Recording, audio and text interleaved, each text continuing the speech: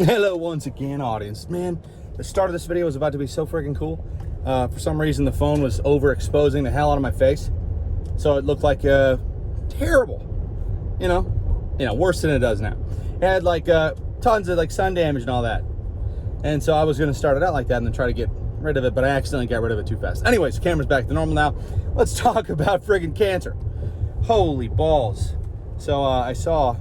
I mean, I don't really want to talk too much about it. There was this kid, this Minecrafter. He played Minecraft, and I had seen several of his videos a long time ago, and he died of cancer. And his dad posted this video where it was amazing. The dad is such a hero for doing that. Imagine sitting down and he recorded this video, edited it, posted it. I'm not exactly sure what it was, but the fact that he got the dog sat in the middle of the background. Oh, it was so sweet of him to do that. It was a couple days ago. I tweeted it, but that is hard. Can you imagine losing somebody and then being that with it and caring that much about, you know, not just your son, but like the hearts of everyone, these people that really loved him, that, you know, he would go and actually do that. That's a lot. And also, you know, it was genuine. It wasn't like, you know, because the internet's a weird place and people use it for a lot of weird things. And it's not normal. It's not easy to be genuine in front of a camera. But this guy's like, all right, man, you know what? I'm going to do it. You know, he knows the internet is going to have a flurry of different opinions and people will say horrible things, because they do. I mean, I'm not saying that they did. I didn't look through that many comments.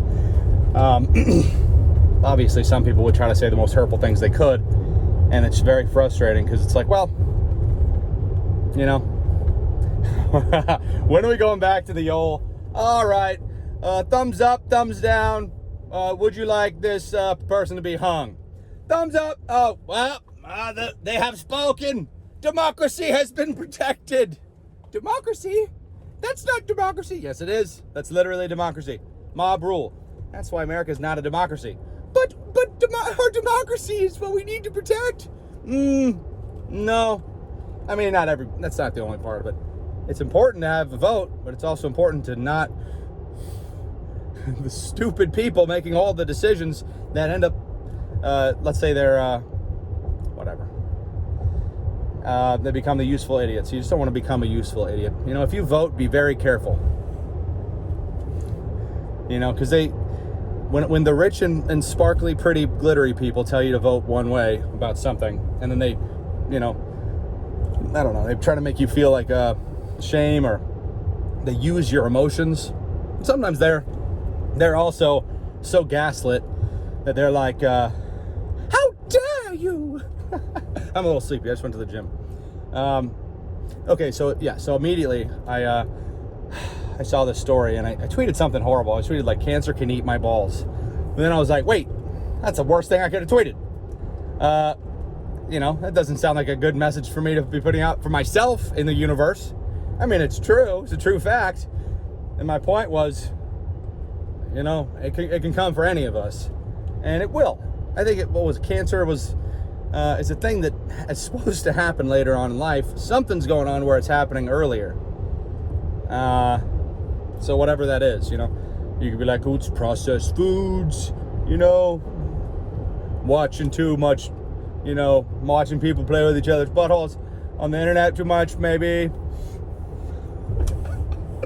Or, I don't know, anything you put in your body that's maybe new and experimental. I think there's a lot of reasons that are, you know, who knows, really. But all we can do is reduce the amount of those things that we put into our body, especially when gaslit people try to shame you into doing something. You got to question. Let's say that, like, even as far as eating meat, you know, you got to question everything. Because humans, eating meat for a long time. But it appears that people that eat vegetables are doing well. I don't know. But then it's like, are they? I think you just have to listen to everything you hear from the rich and powerful places And so the rich and powerful places promote veganism. Not saying necessarily anything bad, but you see what my point is? There's a lot of profit to be made for some reason, or there's some sort of agenda. There's no reason trying to figure out what the point of the agenda is. But when you hear something from someone and they have a pretty camera and they're dressed up all pretty and it's shots in focus, it's really lit, you got a popular late night personality there, you just got to, don't be like, oh, that's my team. It's not. It's the team of the people that have the glitter sparkle people. I'm saying not necessarily. Doesn't mean that it's always wrong, but I'd say it's always worth questioning their motives, because they probably don't have your best interest in mind, no matter who you think you are. You're like, but I'm white. Yeah, I know. All of you guys. I'm kidding. I'm actually mostly not white. It's kind of strange. I don't like to talk about it because I don't like to get too much privilege. Just joking. I think privilege we have is in America. It's American privilege. It's the privilege to do what you feel you want to do with your life and try as hard as you can. That's a privilege. You're not allowed to do that when there's slavery. And a lot of people never got that opportunity. Most people throughout history did not. Like, you are in the tippy top of all humanity. Even if you're like, just by the sheer fact, if you could appreciate what you have to the maximal, you could do so much with your life. And so I think one big step is stop sabotaging ourselves, shall we? Stop doing the things that we know cause early doom. Go to things that are good for you spiritually and health-wise. Spiritually is be around people that you love. That one is a tough one. That's a tough one. And by people that you love, I mean people that people that you want the best for, they want the best for you, and you inspire each other. And it works best if that's, you need a good mix of people. So you got to try to expand your social circle. And a way to do that is, like I was saying, go to a community place where people are, in general, good for the environment, good for the community. Go to church. Pick a church. Go to one of the churches. It doesn't even matter what the religion is. Go to one of the churches. Just stumble in there. Look for community. And then listen to the things they say. They all mean well. There's no religion that's out to get you except for the one of Satanism. And they don't, come on. All they want to do is sacrifice your kids and drink your blood. Or whatever. I don't know. I haven't read too much of the doctrine. I got past page 2. That's pretty much all I got is they want to kill you and sacrifice your kids. And they want to commit all the crimes upon you and drink your blood. And pee on your grave. And pee on your family. Anyways. And reduce the population to 0. There's no Satanist that could possibly get offended by that, because it's a joke, the whole idea of that, right? You get into it because of rock music or whatever. So whoever started putting these like evil, it was fun at first, and it's like metal. There's some metal, there's like a lot of demon stuff in music and entertainment, because you're like, ooh, it's entertaining the dark side or whatever. But some people grab a hold of that horse and run. So, just like if you played Skyrim, there's that demon woman, whatever. There's all these like guilds you can join, the evil sacrifices, and you can choose good or evil. Man, I hope you choose good in life. But oh my God, I had such an amazing night last night. It was incredible. Went to that bowling alley with touchscreen lanes. Never seen anything like that. I mean, maybe it wasn't. I think it was touchscreen. I was like, it could also be like a projector, something, but. No, I mean, you would see the light on top of you, right? I don't know. Touchscreen freaking bowling lanes. Tons of video games, arcade games called Mavericks, Mavrix. Met some like inspirational kids from, was it Gen Z? Whatever, one of these new generations. One of them new gens. And they were so awesome. It was really cool. Young, working, going to school for, something that, I don't know. One of them's going to be a pilot. And I think getting married early or something. I'm like, okay, yeah, that's good. We need some more of that. I think we need people should understand. It's so hard because we have to go through this cycle, I guess, every while where, you question everything. Like the whole thing I was saying earlier. Like you question all the stuff in society. Question all these things that we were raised, all the things our grandparents were raised to think about. Well, is it really freedom if you're allowed to do whatever job you want and you still have to make money, though, and provide to society? Shouldn't you just be able to sit around and play with each other's buttholes on video? Well, unfortunately, that's probably one of the most profitable professions right now. I'll probably get into it next week. But I think the whole point of that thing, it just, for me, it seems like that is one of those booby traps. By booby trap, I mean, oh my goodness. Oh, but it says like, it's this game plan. It's this society game plan where you're like, all right, introduce this idea that people can make the most money by diddling each other. And then one day maybe they'll ban it, or what happened in Rome or whatever. Everybody was sort of sitting around doing that kind of stuff. And then some people that don't like that too much come on in there and they do their whole thing where they knock the population down a little bit, knock out a couple brothels. It's funny because history, it goes in circles because it's so easy to steer people away from reading about the important figures, or getting rid of the accurate information. Like recording the accurate history is so important. Putting together a book that works over thousands of years, like a holy book, because that one's bigger than you. Those books are bigger than you, bigger than any of us, because the point of them is to go down through generations and provide the greatest good for all the people. That's, if there are some corrupt things in there, I think the overall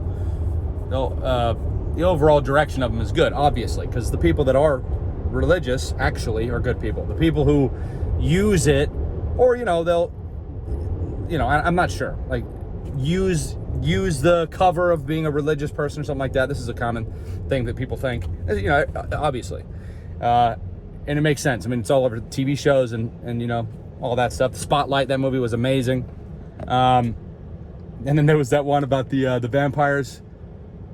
Well, never mind. I don't even want to tell you what it is, because you're not supposed to know it's about vampires. It was so friggin' good. Anyway, Midnight Mass. Oh my God, I'm sorry. Spoiler alert, in the past. Anyway, so those people that abuse these titles that they have for themselves, like you take on one of these names that means holy and righteous and good, like a priest, or even just anyone that's religious, and it's okay for people to fail. It's really much better for them and everyone else if they continue this fight, because all of the things in those books, the Bible, all those things in those long time books, what do? They tell their people to not put weird chemicals into their body, not put like caffeine, alcohol. You're not allowed to drink at all. If you're a friggin' Mormon, Scientologist, like most of these people, you're not supposed to drink. Some of them incorporate drinking wine into the whole rituals. And rituals are friggin' cool. They're fun. Like if it's like a dancing ritual, or like lighting candles, literally anything. Sitting by the fire pit, making a fire pit and throwing a virgin in there and just watching them blaze. Oh, I just love all these rituals. Okay, not that one. Maybe like a virgin daiquiri or something. Throw a virgin daiquiri in there. And a human. Oh no. Oh my God. I'm sorry. Don't leave. All right. I'm done. This is the end of the video anyway. Bless your face. If you sneeze during this video, bless you. Man, I was sleepy. I talked a long time. I'm so sorry. I've been doing that a lot recently. Yeah. So try to avoid the stuff that is bad for you. Because if you can do it and replace it with a good habit, like going to the gym. If you force yourself to go to the gym, it took me a long time to do that, because I would go and I hated getting on treadmills. I hate treadmills. But there's a pool at the gym, and I don't even know how to swim, so I hate swimming. But how much fun is swimming when you can do it? You're like in a big giant bathtub. It's awesome. And you could like paddle, get in a pool that's like not super deep. You can like swim all the way across. And dude, figure out how to do it. I've seen these people they have to be 70. They swim for 3 hours a day. I can't do that. I can't even really go back and forth multiple times without getting really out of breath, because you have to be able to do it while you breathe sufficiently for your lungs to fill up with friggin' oxygen, all right? And if you can't get enough air in there, you have to blow it up. Anyway, all right, bless your face. Click like. Thanks for watching. Check out all the posts. I posted some posts on like Instagram and all that. Twitter's been fun. Thank you guys for liking some of my stuff, retweeting some of my stuff. Oh, there's a tweet I gotta delete. I forgot about that. I'll do that maybe 3 years from now. Bless your face. Outro of darkness.